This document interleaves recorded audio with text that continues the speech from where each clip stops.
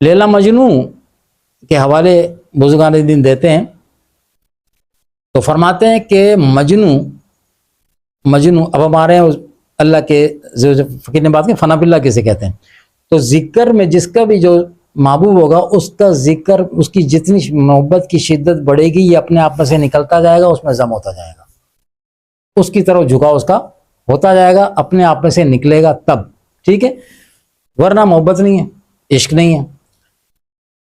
مجنو جو تھا نا، مجنو تو عربی میں ویسے پاگل کو کہتے ہیں، لیکن وہ مجنو پاگل نہیں تھے انہوں نے ایک ایسا روپ بنایا ہوا تھا۔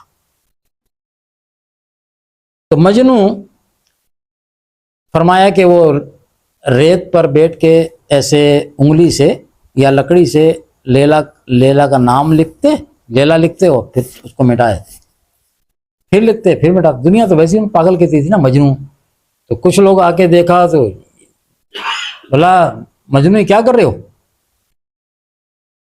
وہ اپنا دھن میں لگے، نام لکھتے مٹاتے، نام لکھتے مٹاتے، نام لکھتے مٹاتے۔ بولا واقعی پاگل ہے، یہ واقعی مجنو ہے، جب مٹانا ہی تھا تو بار بار لکھ کیوں رہا ہے؟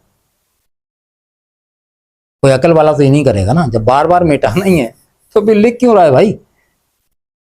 تو اس نے کہا کہ مجنو جب مٹاتا ہے بار بار تو لکھتا کیوں ہے؟ بولا تمہیں کیا بتاؤں، تمہیں کیا پتا میں لکھتا کیوں، مٹاتا کیوں؟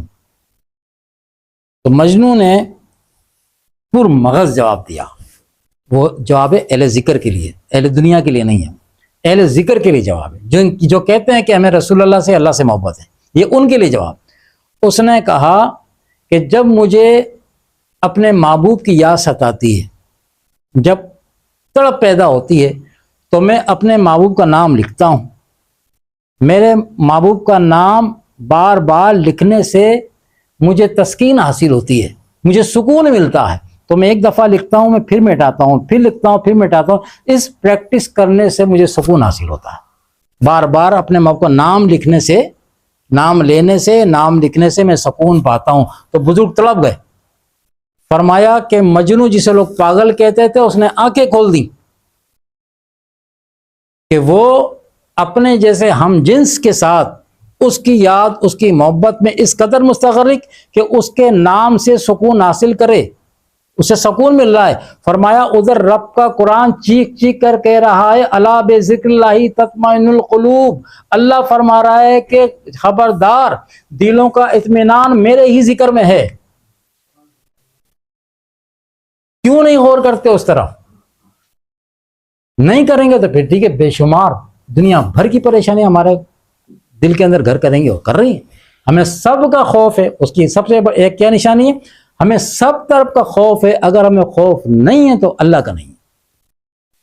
ایسے ہی یہ ہمارا حال ہے، ہم کیوں دھوکہ دیں اپنے آپ کو؟ یہ ہمارا حال ہے، ہمیں اس کا بھی خوف ہے، اس کا بھی خوف ہے، وہ ایسا نہ بول دے، وہ ایسا نہ بول دے، وہ یوں نہ بول دے، وہ یوں نہ بول دے۔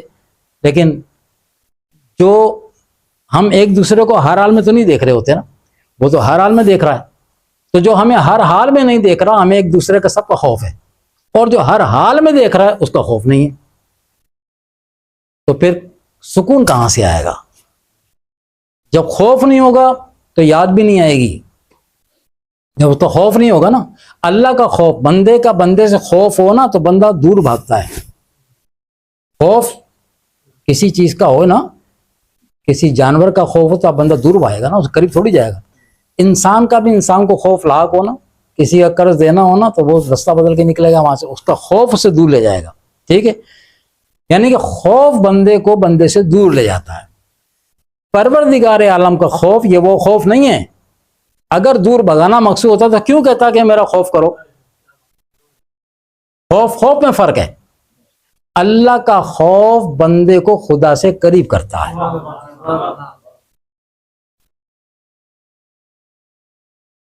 بندے کا خوف دور کرتا ہے۔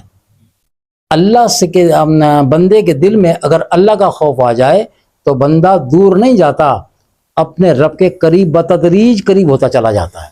یار یہ کتنی بڑی نعمت ہے، اور اس کے لیے میں کرنا کیا؟ صرف اتنا کرنا ہے کہ جو وہ جس بات سے منع کر رہا ہے، اس کے معمول جو بات سے منع کیا ہے اس سے رک جائیں، جو کرنے کے لیے کہا ہے اس کو کرنے کی کوشش تو کریں، شروع تو کریں۔ بس آپ بتدریج، ہم اور آپ بتدریج قریب ہوتے چلے جائیں گے. عمل سے زندگی بنتی ہے، جنت بھی جہنم بھی. یہ خاکی اپنی فطرت میں نہ نوری ہے نہ ناری ہے. تو آج کی جو درس تصوف کی ہماری تربیتی نشست، اس کی گفتگو کا محور جو تھا وہ یقین تھا. اور اب آپ لوگ بولو گے یقین کے ساتھ اور کیا تھا؟ تصوف میں بنیادی باتیں، عشق تو آگے آئے گا. ہاں، ارادت، عقیدت، محبت. ٹھیک ہے، محبت، عشق آتا ہے محبت کے بعد.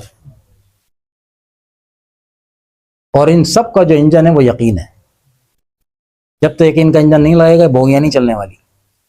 پھر یہ بوگیاں نہیں ہوں گی، پھر ہماری بونگیاں ہیں. پھر ہم بونگیاں مار رہے ہوتے ہیں، میں نے یہ کیا، میں نے وہ کیا، میں نے اتنا ذکر فکر، میں نے کچھ نہیں کیا، بونگیاں خالی.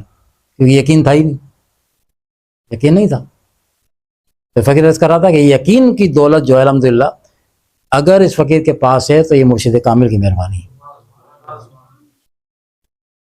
لیکن یہ یقین جو ہے وہ ایسے نہیں حاصل ہوتا، اس کے لیے قربانی دینی پڑتی. یہ سن لو.